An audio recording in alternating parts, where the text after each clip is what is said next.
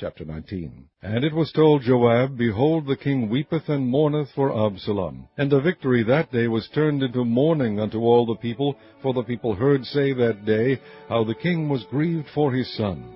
And the people gat them by stealth that day into the city, as people being ashamed steal away when they flee in battle. But the king covered his face, and the king cried with a loud voice, O my son Absalom, O Absalom, my son, my son. And Joab came into the house to the king, and said, Thou hast shamed this day the faces of all thy servants, which this day have saved thy life, and the lives of thy sons, and of thy daughters, and the lives of thy wives, and the lives of thy concubines, in that thou lovest thine enemies, and hatest thy friends. For thou hast declared this day that thou regardest neither princes nor servants. For this day I perceive that if Absalom had lived, and all we had died this day, then it had pleased thee well. Now therefore arise, go forth, and speak comfortably unto thy servants. For I swear by the Lord, if thou go not forth, there will not tarry one with thee this night, and that will be worse unto thee than all the evil that befell thee from thy youth until now. Then the king arose and sat in the gate, and they told unto all the people, saying, Behold, the king doth sit in the gate. And all the people came before the king, for Israel had fled every man to his tent. And all the people were at strife throughout all the tribes of Israel, saying, The king saved us out of the hand of our enemies, and he delivered us out of the hand of the Philistines, and now he is fled out of the land for Absalom. And Absalom, whom we anointed over us, is dead in battle. Now therefore why speak ye not a word of bringing the king back? And King David sent to Zadok and to Abiathar the priests, saying, Speak unto the elders of Judah, saying, Why are ye the last to bring the king back to his house, seeing the speech of all Israel is come to the king, even to his house? Ye are my brethren, ye are my bones and my flesh, wherefore then are ye the last to bring back the king? And say ye to Amasa, Art thou not of my bone and of my flesh? God do so to me, and more also, if thou be not captain of the host before me continually in the room of Joab. And he bowed the heart of all the men of Judah, even as the heart of one man, so that they sent this word unto the king, Return thou, and all thy servants. So the king returned, and came to Jordan, and Judah came to Gilgal to go to meet the king, to conduct the king over Jordan.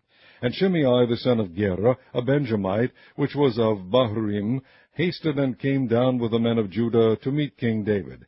And there were 1,000 men of Benjamin with him, and Ziba the servant of the house of Saul, and his 15 sons, and his 20 servants with him. And they went over Jordan before the king. And there went over a ferry boat to carry over the king's household, and to do what he thought good. And Shimei the son of Gera fell down before the king, as he was come over Jordan, and said unto the king, Let not my lord impute iniquity unto me. Neither do thou remember that which thy servant did perversely the day that my lord the king went out of Jerusalem, that the king should take it to his heart. For thy servant doth know that I have sinned. Therefore, behold, I am come the first this day of all the house of Joseph to go down to meet my lord the king. But Abishai the son of Zeruiah answered and said, Shall not Shimei be put to death for this, because he cursed the Lord's anointed? And David said, What have I to do with you, ye sons of Zeruiah, that ye should this day be adversaries unto me? Shall there any man be put to death this day in Israel?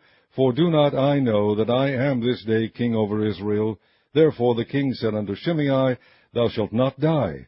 And the king sware unto him. And Mephibosheth the son of Saul came down to meet the king, and had neither dressed his feet, nor trimmed his beard, nor washed his clothes, from the day the king departed until the day he came again in peace. And it came to pass, when he was come to Jerusalem to meet the king, that the king said unto him, Wherefore wentest not thou with me, Mephibosheth? And he answered, My lord, O king, my servant deceived me. For thy servant said, I will saddle me an ass, that I may ride thereon, and go to the king, because thy servant is lame. And he has slandered thy servant unto my lord the king. But my lord the king is as an angel of God. Do therefore what is good in thine eyes. For all of my father's house were but dead men before my lord the king, yet didst thou set thy servant among them, that did eat at thine own table. What right therefore have I yet to cry any more unto the king?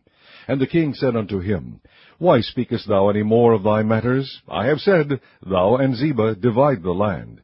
And Mephibosheth said unto the king, Yea, let him take all, forasmuch as my lord the king is come again in peace unto his own house.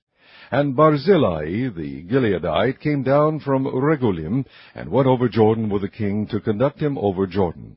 Now Barzillai was a very aged man, even 80 years old, and he had provided the king of sustenance while he lay at Mahanaim, for he was a very great man. And the king said unto Barzillai, Come thou over with me, and I will feed thee with me in Jerusalem. And Barzillai said unto the king, How long have I to live, that I should go up with the king unto Jerusalem? I am this day 80 years old, and can I discern between good and evil? Can thy servant taste what I eat or what I drink? Can I hear any more the voice of singing men and singing women? Wherefore then should thy servant be yet a burden unto my lord the king? Thy servant will go a little way over Jordan with the king, and why should the king recompense it me with such a reward? Let thy servant, I pray thee, turn back again, that I may die in mine own city, and be buried by the grave of my father and of my mother. But behold thy servant Chimham, let him go over with my lord the king, and do to him what shall seem good unto thee. And the king answered, Chimham shall go over with me, and I will do to him that which shall seem good unto thee, and whatsoever thou shalt require of me, that will I do for thee. And all the people went over Jordan, and when the king was come over, the king kissed Barzillai, and blessed him, and he returned unto his own place.